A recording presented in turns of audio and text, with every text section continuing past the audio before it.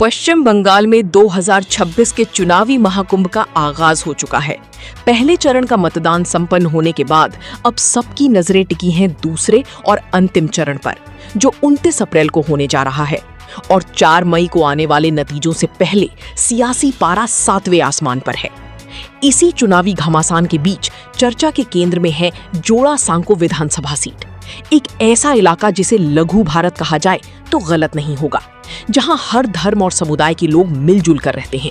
खास तौर पर हिंदी भाषी और व्यापारी वर्ग, जो इस सीट पर जीत हार तय करने में अहम भूमिका निभाते हैं। इस बार जोड़ा सांको में मुकाबला त्रिकोणीय हो चुका है। एक तरफ सत्ताधारी दल टीएमसी के उम्मीदवार विजय उपाध्याय हैं, दूसरी ओर बीजेपी से विजय ओझा चुनावी मैदान में हैं और कांग्रेस के दीपक सिंह भी पूरी मजबूती के साथ ताल ठोक रहे हैं। इन तमाम राजनीतिक समीकरणों के बीच हमारी टीम ने खास बातचीत की टीएमसी उम्मीदवार विजय उपाध्याय से, जहां उन्होंने अपने विजन और चुनावी रणनीति को लेकर कई अहम बातें साझा की। अब देखना दिलचस्प होगा कि जोड़ा सांको की जनता किसे देती है अपना समर्थन और किसके सिर सजेगा जीत का ताज। अभी हम खड़े हैं जोड़ा सांको। जी हाँ, जैसे आप जानते हैं कि पश्चिम बंगाल में आगामी जो चुनाव है 26 अप्रैल और 29 अप्रैल को होने वाली है। वहीं पर जो जितनी पार्टियां हैं, जो भी उम्मीदवार हैं, वो चुनावी प्रचार में जोरों शोरों से लगे हैं। उसी के संदर्भ में आज हम मौजूद हैं जोड़ा सांको में, जहां पर विजय उपाध्याय टीएमसी की ओर से और वही बीजेपी की ओर से विजय ओझा जी उम्मीदवार के रूप में खड़े हैं। हम आज अभी बात करेंगे विजय उपाध्याय से और जानने की कोशिश करेंगे उनकी क्या रणनीति है इस बार की चुनाव को लेकर। तो इस बार जोड़ा सांको जिसे बहुत अहम माना जाता है, पश्चिम बंगाल के जितनी विधानसभा सीट है उसके साथ इससे ज़्यादा अहम माना जाता है कि वहाँ मुस्लिम वोटर, मरवाड़ी वोटर, हिंदू जो भी वर्ग सभी है। तो क्या लगता है किसका पलड़ा भारी रहेगा, इस पर ज़्यादा वोट किसको मिलने वाले हैं?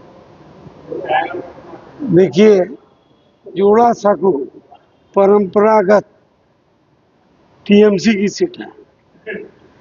हमारा ही विधायक था और यहाँ 11 नगर निगम के पार्षद हैं, उसमें 9 टीएमसी के हैं और 2 बीजेपी के हैं। वो बीजेपी का एक पार्षद यहाँ से भाजपा का उम्मीदवार है और हमारी नेत्री पश्चिम बंगाल की मुख्यमंत्री टीएमसी सुप्रीमो ममता बनर्जी और महामंत्री अभिषेक बनर्जी जो दल के सेनापति हैं, उन्होंने मुझे जोड़ा सांको का उम्मीदवार बनाया है। मैं जब से जन्म लिया, जन्म लेने के बाद 7 वर्ष तक 23 नंबर वार्ड में रहा। उसके बाद मैं 41 नंबर वार्ड में आ गया, मैं 8वें साल में, और तब से अभी तक मैं 41 नंबर वार्ड में हूँ। इसका मतलब मैं भूमि पुत्र हूँ, जोड़ा सांको का हूँ। और मैं जो हूँ 53 वर्ष से राजनीति में सक्रिय हूँ और 11 वर्ष से मैं 20 नंबर वार्ड में काउंसलर हूँ। यहाँ की भूतनाथ मंदिर, माँ गंगा और नीमतला शमशान, उस भूतनाथ मंदिर के सामने सौंदर्यकरण जो इतना सुंदर हुआ, बाबा भूतनाथ का दरबार सज गया मेरे रिजिम में। और मैं गंगा आरती बनारस की तरह, गंगा दशहरा और देव दीपावली 21,000 दीपकों के साथ बनारस से 5 लोग आते हैं और वो लोग गंगा आरती करते हैं। तो हिंदुत्व की बात जो करने वाले हैं बीजेपी के लोग, हमारी ममता बनर्जी कहती हैं धर्म सबका अपना अपना और उत्सव सबका। तो मैं हिंदू हूँ, मुझे गर्व है, लेकिन मैं हिंदू कौन सा हिंदू हूँ? स्वामी विवेकानंद जी कहते थे कि हमें गर्व है, हम हिंदू हैं। लेकिन उनकी क्या नीति थी? सब धर्म का सम्मान करो, किसी धर्म से बैर मत करो, सबको साथ में लेके चलो। और उनके गुरु बोलते थे जितना दो तो मत तो पत। तो सब, लेकिन मैं न जाचे एक, ईश्वर है, गॉड है। विभिन्न छोटो छोटो रास्ता दिखे, ये एक जगह पहुंचते हैं, ओटा बोलो ईश्वर गॉड। जीत के बाद सबसे पहला कार्य जो आपके द्वारा किया जाएगा वो जोड़ा सांको के लिए क्या होगा? देखिए, जैसे मैंने भूतनाथ दरबार सजाया, 22 नंबर वार्ड, 23 नंबर, काफी मंदिर हैं। आप चला जाइए राजा कटरा, पंचमुखी हनुमान जी का प्रसिद्ध मंदिर है, फेमस मंदिर है। वहाँ देखिए सामने में ओपन भैट है, उसको भाजपा के पार्षद ने आज तक क्लीन सिटी में नहीं बदला। और वहाँ जो दर्शन करने जाते हैं नाक में रुमाल रख के जाना पड़ता है। तो मेरा पहला काम होगा कि जितने भी प्रसिद्ध मंदिर हैं छोटे बड़े, उस जगह का सौंदर्यीकरण, लोग जाने आने में कहीं असुविधा ना हो, एलईडी लाइट, सौंदर्यीकरण के साथ साथ बोर्ड लगाना, और जो ओपन बैठ है उसको तुरंत संग संग वहाँ बंद कराना, और वहाँ गंदगी का कहीं भी गंद बोल के कुछ नहीं रहे। ये लोग धर्म की बात करते हैं कि धर्म के लिए कुछ करते नहीं हो, सामने में प्रमाण है। प्रचार के दौरान कैसी प्रतिक्रिया मिली आपको? बहुत बढ़िया, लोग बहुत खुशी हैं।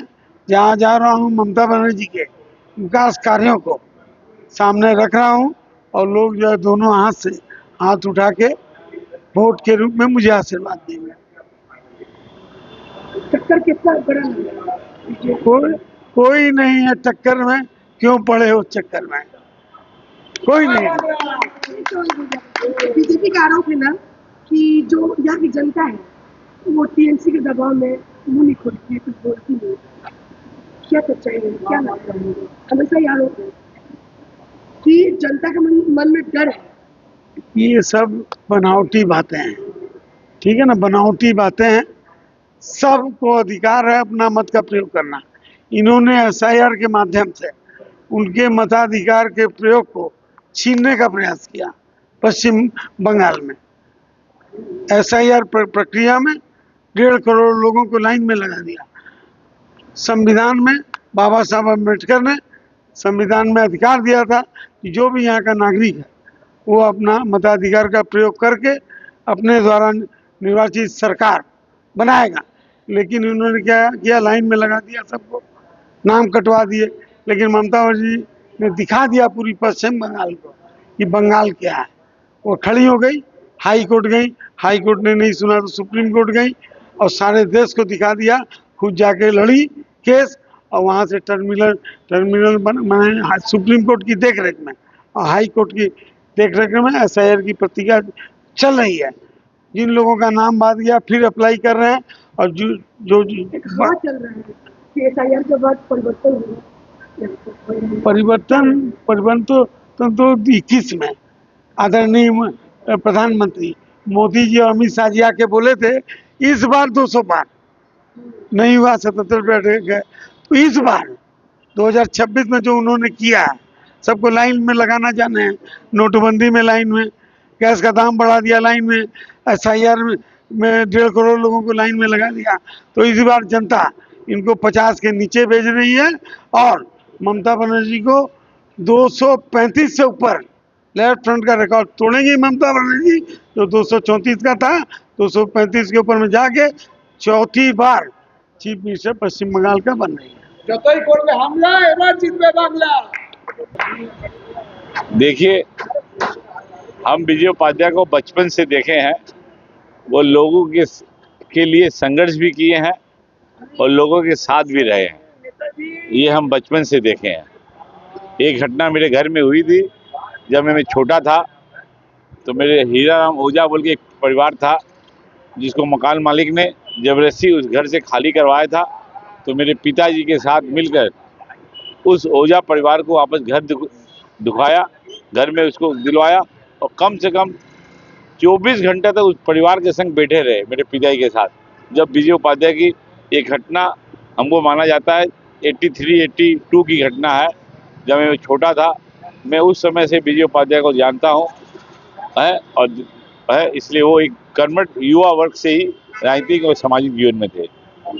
जो जोड़ा साहब के एरिया है, व्यापारिक सबसे बड़ा बाजार जो सब आता है, व्यापारिक एरिया, क्या लगता है कि यहाँ पर क्या समस्या, मूल समस्या जो अभी तक टीएमसी द्वारा समाधान नहीं किया? देखिए, हम ये चीज हमारे 4 साल पूरे हुए हैं कारपोरेशन में, और हमने ये देखा, पहले यहाँ बीजेपी के 3 पार्षद थे, एक पार्षद कांग्रेस का था, 4 पार्षद थे।